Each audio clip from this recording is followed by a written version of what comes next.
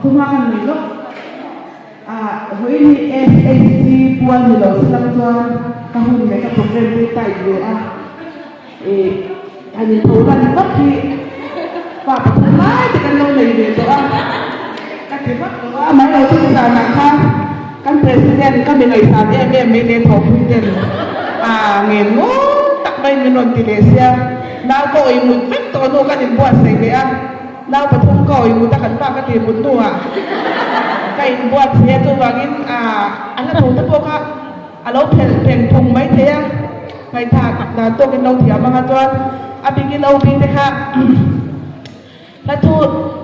lung koi tu kan puan nama na umbik lah bah